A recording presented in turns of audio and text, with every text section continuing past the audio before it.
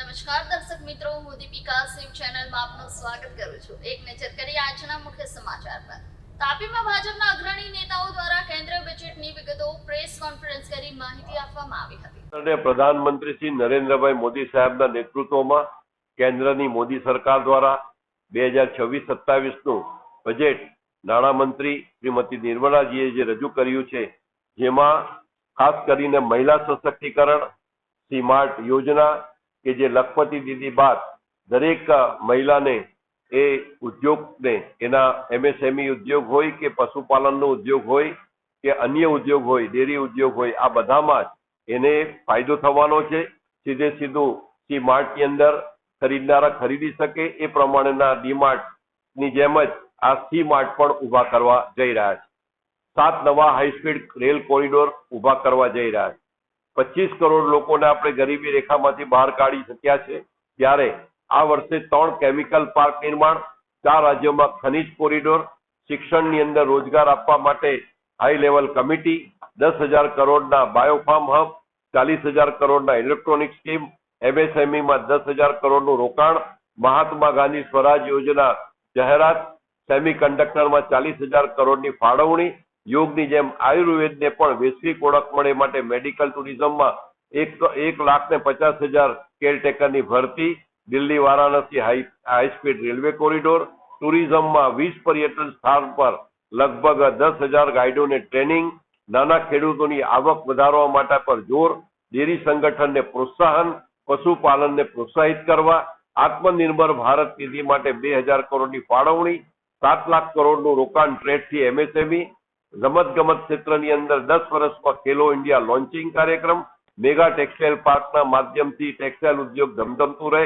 રોજગારી મળે, ઔદ્યોગિક કોરિડોરમાં 5 યુનિવર્સિટી, દરેક જિલ્લામાં ગર્લ્સ હોસ્ટેલ અને આ પ્રમાણે નવા 20 જલમાર્ગ એવું એક 2026-27નું જે બજેટ રજૂ કર્યું છે। બજેટ નહીં પરંતુ આ એક ઐતિહાસિક દસ્તાવેજ છે, જેને કારણે યુવા, મહિલા, ગરીબ, કિસાન, શ્રમિક આ બધા જ ભારતના તમામ વર્ગને ખૂબ મોટો ફાયદો થશે, એનું જીવન ધોરણ ઊંચું આવશે અને આ પ્રમાણે ભારતીય જનતા પાર્ટીના નેતૃત્વમાં કેન્દ્રની મોદી સરકારે આ દેશને સ્વાવલંબી બનાવવા માટે, આત્મનિર્ભર ભારત બનાવવા માટે, વિકસિત ભારત બનાવવા માટે જે કમર કસી છે અને આના કારણે ભારત આવનારા દિવસોમાં ચોક્કસ મહાસત્તા બનશે એવો મને વિશ્વાસ છે।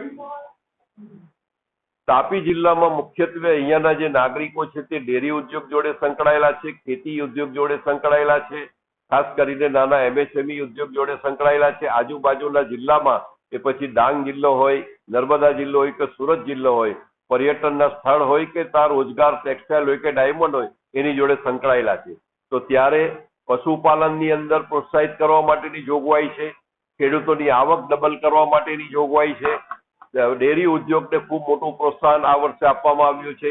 સહકારી ક્ષેત્રે ખાસ કરીને બહેનો એ પોતે જે પ્રમાણે ડીમાર્ટના મોલ છે એ પ્રમાણે સ્માર્ટ એ નવા ખુલે અને એનામાં બહેનોને સીધે સીધું વચેટિયા વગર એનો પોતાનો જે પ્રોડક્શન હોય એ પ્રોડક્શન વેચાઈ જાય, એની આવક ડબલ થાય, આ પ્રકારનો કાર્યક્રમ આખા તાપી જિલ્લાને લાગે વળગે છે ત્યાં સુધી દરેક વ્યક્તિની સુખાકારીની ચિંતા કરવામાં આવી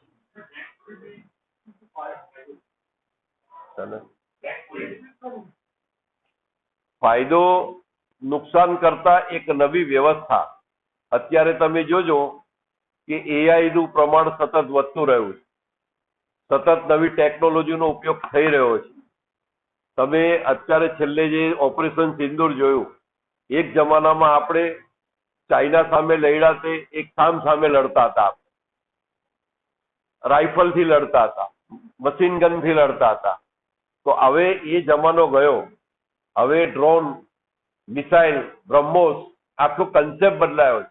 એમ આધુનિક ટેકનોલોજીનો ભરપૂર ઉપયોગ થાય એ આપણી પ્રથમ શરત છે। એટલે દરેક વસ્તુને આપણે એ રીતે નહીં મૂલવીએ, પરંતુ માત્ર ને માત્ર દેશની સુખાકારી અને લોકોની સગવડ કેમ વધે એના માટે આની ચિંતા કરવામાં આવી છે।